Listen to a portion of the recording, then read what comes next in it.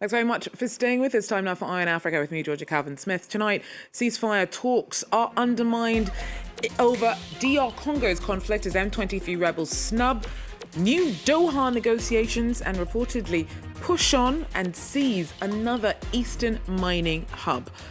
Also, Sudanese troops are reportedly within half a kilometre of the presidential palace in Khartoum and on the verge of taking it back from the RSF paramilitary who took control of it and the early days of the beginning of the war that's raged since 2023.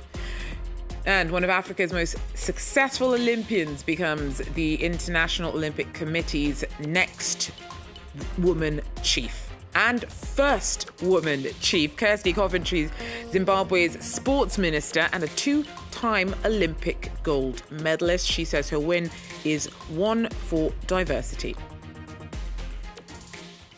But first, M23 rebels have snubbed a call by DR Congo and Rwanda for a ceasefire and to stop the Congolese rebels' advance through the east of the country. Instead, the insurgents have pushed on and have reportedly captured another strategic town. Walikale is particularly rich in minerals in an area where they are already abundant. It's the furthest west that the rebels have reached since they started taking territory in eastern DR Congo, in North and South Kivu this year. M23 pulled out of peace talks arranged by Angola on Monday, and a day later rejected calls for a ceasefire from Kinshasa and Kigali. Rwanda's President Kagame is accused of supporting M23, yet met with his Congolese counterpart in Doha on Tuesday for surprise peace talks. The rebels say, though, those meetings are not their concern. Now, overall, the M23 has seized key cities in DR Congo's east over the last couple of months, and businesses, including foreign firms, are reeling from those disruptions. Take a look. In the days of looting that preceded the arrival of M23 rebels in Bukavu last month, civilians plundered large amounts of stock and raw materials from many businesses, including this brewery. These images taken last year show the company in full operation, but today, this Dutch firm's local subsidiary remains shuttered. Bralima, which produces popular beers like Heineken, and the local favorite Primus, once provided around 1,000 direct and indirect jobs in Bukavu, playing a crucial role in the town's economy. Bralima employs us. We work there as staff and always benefit from its products because they come from our province. We must consume what comes from our country. The price of beer has skyrocketed. We used to buy a bottle for 5,000 Congolese francs, but now it's 9,000 or even 10,000. Many of us can no longer even afford it. Bralima was also a key source of funding for the state-owned water utility, which supplies drinking water across Congo. With the brewery shut down, its financial support has dried up, leaving the region vulnerable. If Régie des Eaux stops functioning, the risks are immense. We're facing a serious threat of waterborne diseases, particularly cholera. With no end in sight to the crisis, businesses remain shattered. Prices continue to rise and essential services hang in a balance. For many in Bukavu, the future is uncertain and the cost of conflict is only growing. Now, amidst mounting fears that tensions between Eritrea and Ethiopia could tip over into war, Ethiopian Prime Minister Abiy Ahmed said that his country is not looking for a fight with Asmara over access to the Red Sea. Now, concerns of clashes were sparked after Eritrea ordered a countrywide military mobilization and Ethiopia sent troops towards its border. Olivia Bizo breaks it all down for us. Ethiopia's Prime Minister Abiy Ahmed has said that although access to the Red Sea remains an existential issue for landlocked Ethiopia, he will not pursue conflict with Eritrea. He instead promised to engage in peaceful and diplomatic dialogue. This comes as both regional officers and experts warn of a potential war between the two Horn of Africa neighbours, as both sides have allegedly beefed up their military presence along their shared border in recent weeks. There is real fear of disintegration of certain, of countries. There's real fear of a refugee crisis, emanating. There's real fear of the conflict being externalized in a way that is going to be controlled. And avenues for communication between the leaders of the two countries seem to have closed for now. However, if it can be assisted negotiation, perhaps either through efforts by IGAD or African Union, then it's a likelihood that those direct talks may actually yield to something. Tensions between Eritrea and Ethiopia have fluctuated in recent years. In 2018, a historic rapprochement saw Eritrea back the Ethiopian federal government in fighting the TPLF during the 2020 to 2022 civil war in the Tigray region. But then relations soured once again when Eritrea was excluded from the 2022 peace agreement, which ended that conflict. Since then, the TPLF has fractured, with both rival sides seeking control of the post-war interim government. The current interim administration accuses the dissident faction of collaborating with Eritrea, while the dissidents accuse their rivals of having failed to protect Tigrayan interests. Regional correspondent Liv Bizo there breaking things down for us. Now, staying with Ethiopia, its lawmakers have introduced a new tax on workers to try to raise funds to fill the gap left by the USAID pause. Now, this new tax applies to employees in both the private and public sector, and companies will also have to make contributions in a bid to collect money to boost the new Ethiopian Disaster Risk Reduction Fund. USAID had been Ethiopia's biggest partner for development and humanitarian efforts until that pause was brought in by Washington earlier this year. Now, Sudanese troops are reportedly within half a kilometre of the presidential palace in the capital and on the verge of trying to take it back from the RSF paramilitary on the other side of the country's war. Tens of thousands of people have died, and since fighting first erupted in 2023 as rival generals battled for power. Emerald Maxwell tells us more. If the tip-off from locals hadn't led them here, the stench would have.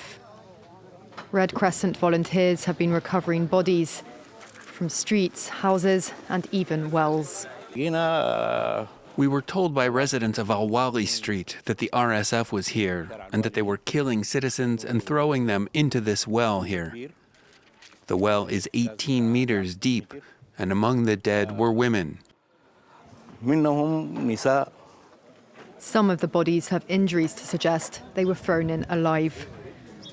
This area north of the capital was under the control of the RSF's paramilitary fighters for nearly 2 years before the Sudanese army retook it. We heard gunfire all the time and saw fighters killing people. They would leave the bodies out for 3 days before throwing them in the well. I've witnessed rapes, people being tortured. I've seen everything from my house. This is my home. And the RSF was sleeping over there. And they had a checkpoint in front of the well. Both sides in this war have been accused of war crimes, which both deny. Some of the residents who fled at the conflict's outbreak in April 2023 have begun to return to areas like this, north of the capital, to find a trail of destruction as Sudanese forces inch their way towards the presidential palace. The RSF, which earlier this year began establishing a parallel government, maintains control of parts of Khartoum and neighbouring Omdurman, as well as Western Sudan. Nationwide, the conflict has killed tens of thousands of people, uprooted more than 12 million, and created the world's largest hunger and displacement crises. Well, prosecutors in Algeria are pushing for a 10-year prison sentence for a Franco-Algerian writer held on national security charges. Boualem Sansal, who became a French citizen just last year, had a long history of criticising Algerian leaders and religious extremism. Siobhan Silk tells us more. Boualem Sansal has been in detention in Algeria for 4 months, and there's been little news of the 75-year-old French-Algerian writer who's suffering from cancer. He's been unable to speak to his family or his lawyer, who says it's been impossible to mount a defence. An outspoken critic of the government of Algeria, Sansal is accused of making statements undermining the country's territorial integrity. The charges are believed to be linked to comments he made in a right-wing French media outlet, when he suggested that during France's colonial rule in North Africa, France had reduced Moroccan territory to Algeria's benefit. Recently, the French president backed Morocco over the disputed territory of Western Sahara. That's contributed to rising tensions between Paris and Algiers over the past year. The Sansal case is also fueling tensions. His arbitrary detention, added to his health situation, is of great concern to us. I consider this one of the elements that needs to be resolved for trust to be fully restored. Since his arrest, Walam Sansal has received an outpouring of support from fellow writers and free speech advocates. Prosecutors are now asking for a 10-year prison sentence for the novelist. A verdict in the case is expected next week. Now, one of Africa's most successful Olympians has become the International Olympic Committee's first woman chief. Kirsty Coventry is the country's sports minister and a two-time Olympic gold medalist. The star swimmer bagged what is arguably the biggest job in sports after a first-round win in a 7-candidate vote by 97 IOC members. Now, she says the endorsement is a ringing win for diversity. It's a really powerful signal. It's a signal that we're truly global and that we have evolved into an organization that is truly open to diversity. And we're going to continue walking that road in the next 8 years. Well, Zimbabweans and Africans of all walks of life have also been quick to celebrate her appointment. To me, it's a big congratulation. It's a big win for Africa, particularly for Zimbabwe. And I think it will play a pivotal role to a girl child, especially in the sports fraternity. We're happy that Kirsty Coventry has been elected to be president of the IOC. As Zimbabwe, we hope this will bring success in our sports, since we now have representatives at the Olympics. Well, for more on this, we've got Sharon Mazingaizo, who's in Harare for us. Sharon, so we heard there a lot of enthusiasm from some voices in Zimbabwe, but how widespread is that? What's the reaction overall been to Coventry's appointment been in her birth country? Good evening, Georgia. We are thrilled in Zimbabwe. We are so happy. Kirsty Coventry has always been a trailblazer, and this presidency has just marked that. She started swimming when she was 2, and by 9, she was already appearing in television. She has won 7 Olympic medals for Zimbabwe, including 2 gold. We are so thrilled. There is such an electric atmosphere in Zimbabwe. Everybody's just happy.